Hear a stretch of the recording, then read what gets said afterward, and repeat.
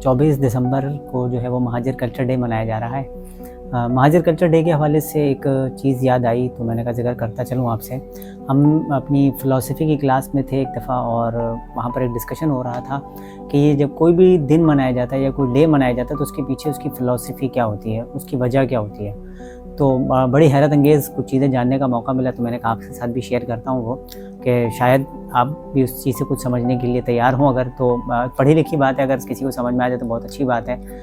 और वो ये है कि बिल्कुल दिन मनाना चाहिए। किसी भी सकाफ़त, किसी भी कौम के लिए उसके लिए बहुत अहमियत के हामिल चीज़ें होती हैं वो, और उसके अंदर जो है वो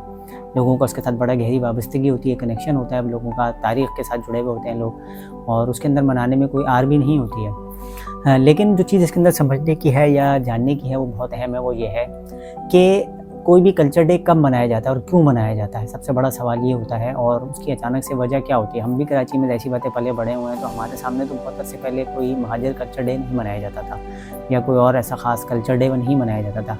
अचानक से ये बहुत ज़्यादा जो कल्चर डे और बहुत सारे दीगर जो डेज़ मनाने का सिलसिला शुरू हुआ है, उसके पीछे क्या फ़िलासफ़ी होती है, उस पर एक मुख्तसर सी बात आपके साथ शेयर करूँगा। वो ये कि जहाँ पर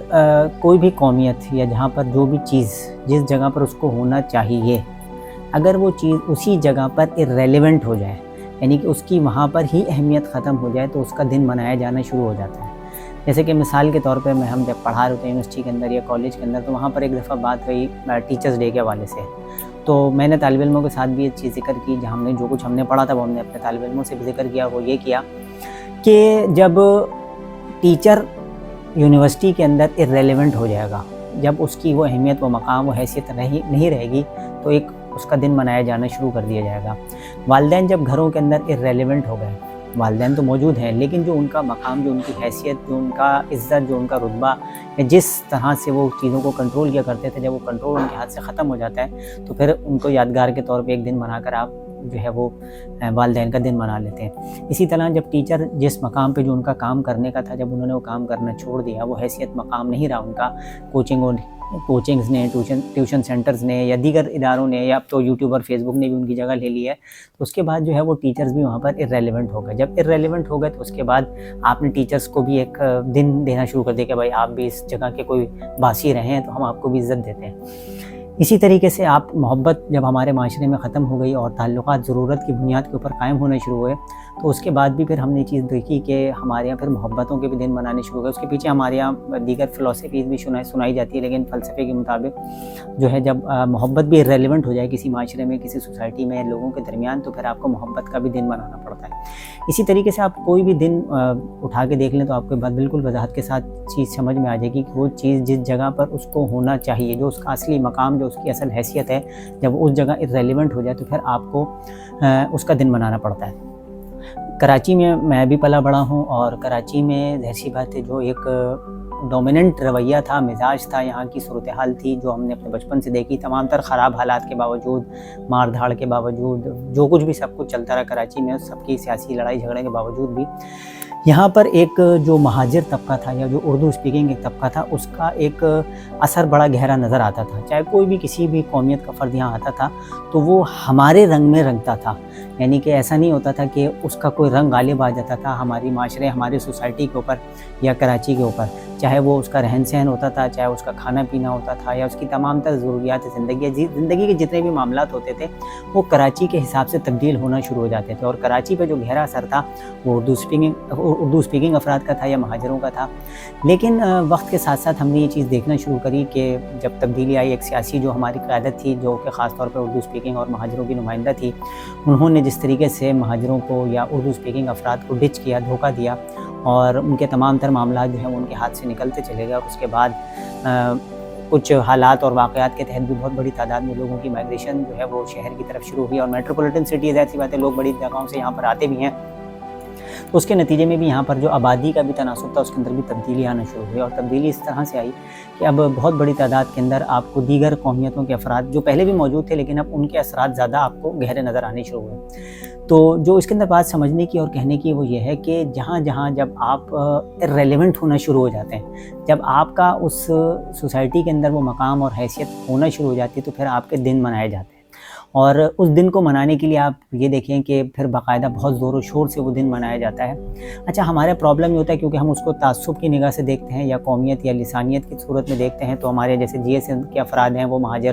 ڈے کے اوپر انہوں نے اعتراضات بھی کیے، ہمارے کچھ دوست ہیں ان کے اوپر بھی اعتراضات کیے اور انہوں نے کہا یہ مہاجر کلچر ڈے منا رہے ہیں، گورنر سندھ کے اوپر بھی اعتراض کیا۔ لیکن اب آپ یہ اندازہ لگائیں کہ کیا کراچی یا اردو اسپیکنگ افراد یا مہاجر افراد جو ہیں وہ اس چیز کے محتاج ہو گئے کہ گورنر سندھ جو ہیں وہ اب جب تک کلچر ڈے نہیں منائیں گے تو کیا کراچی کا جو کلچر ہے اس کا مطلب ہے کہ وہ کلچر نہیں رہا؟ تو یہ ایک بہت بڑا سوالیہ نشان ہے کہ اب آپ کی جو صورتحال ہے وہ اس حد تک بگڑ چکی ہے کہ اب آپ کو جو ہے وہ ریاستی سطح پر پروٹیکشن دینے کی ضرورت پڑ رہی ہے۔ یعنی کہ گورنر صاحب اگر آپ کو پروٹیکشن نہیں دے رہے ہوں یا گورنر صاحب اس چیز کا اعلان نہ کر رہے ہوں کہ میں نے تاریخ کا اور پتہ نہیں شاید کائنات کا سب سے بڑا انہوں نے اسٹیج تیار کیا مہاجروں کے لیے، تو ان اسٹیجوں سے اب آپ نہیں بچائے جا سکیں گے، ان اسٹیجوں سے ثقافتیں نہیں بچتی ہیں۔ ثقافتوں کی اپنی ایک بنیاد ہوتی ہے، اس کے پیچھے اس کی ایک تاریخ ہوتی ہے، اس کا ایک جو ہے وہ ایک تسلسل ہوتا ہے جس کے اندر وہ برقرار رہتی ہیں اور پھر وہ سروائیو کرتے ہوئے آگے بڑھ رہی ہوتی ہیں۔ لیکن بدقسمتی کا یہ کہ ہماری جو سیاسی قیادت تھی اس نے جس طریقے سے یہاں پر نقصان کیا ہے اس کا نتیجہ یہ ہوا کہ آج آپ کو جی ایس این کے ساتھ مقابلہ کرنا پڑ رہا ہے کہ جی ایس این جو ہے وہ یہاں پر جو ہے وہ اپنا ثقافتی دن مناتی ہے جب ہر سال، اور یہاں پر یہ بات بھی آپ کو سمجھنے کی ضرورت ہے اور جاننا چاہیے، وہ سمجھ میں آنی چاہیے، وہ یہ ہے کہ اندرون سندھ میں سندھ ثقافت ڈے منانے کی شاید ان کو ضرورت نہیں پڑتی ہے، بلوچستان کے اندر بلوچستان ڈے منانے کی ضرورت نہیں پڑتی ہے، پنجاب کے اندر پنجاب کو اپنی ثقافتی کلچر دکھانے کی ضرورت نہیں پڑتی ہے، خیبر پختونخوا میں شاید ان کو ضرورت نہیں پڑتی ہے، گلگت بلتستان کے اندر ضرورت نہیں پڑتی ہے، ان شہروں میں پڑتی ہے، یعنی کہ صرف خاص طور پہ کراچی میں پڑتی ہے کہ جہاں پر ان کا وہ مقام یا وہ تعداد یا وہ حیثیت نہیں اس طریقے سے کہ ظاہر بات وہ اتنا زیادہ ڈومینیٹ نہیں کرتے یہاں پہ، تو ان کو وہاں پر اپنی مقام اور طاقت کو اور قوت کو شو کرنے کے لیے وہ دن منایا جاتا ہے یا منانا پڑتا ہے۔ لیکن ہماری بدقسمتی یہ ہے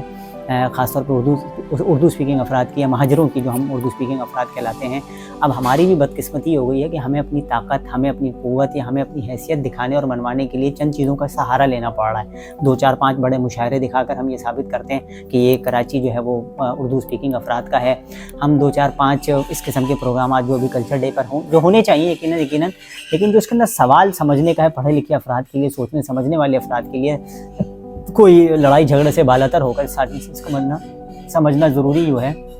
کہ آپ کراچی میں irrelevant ہوتے جا رہے ہیں، آپ کراچی میں اپنا وہ مقام، وہ حیثیت، وہ رتبہ وہ کھو چکے ہیں یا کھوتے جا رہے ہیں، جس کی وجہ سے کراچی پر آپ کے بڑے گہرے اثرات مرتب ہوتے تھے۔ اور اب آئندہ چند سالوں میں جو لوگ بھی اس ساری چیز کے اوپر کام کر رہے ہوتے ہیں، پڑھے لکھے سمجھ رہے ہوتے ہیں، چیزوں کو دیکھ رہے ہوتے ہیں، وہ یہ چیز بڑے آسانی سے سمجھ سکتے ہیں کہ کراچی کے اندر اب اردو اسپیکنگ طبقہ یا مہاجر افراد جو ہیں وہ irrelevant ہو گئے ہیں۔ جیسے کہ میں نے شروع میں عرض کی بات کہ آپ کو یہ بات سمجھ میں آنی چاہیے کہ وہ دن منایا جائے گا کہ جہاں پر آپ کی جو حیثیت ہو، جب وہ irrelevant ہو جائے گی تو آپ کا دن منایا جانا شروع کر دیا جاتا ہے۔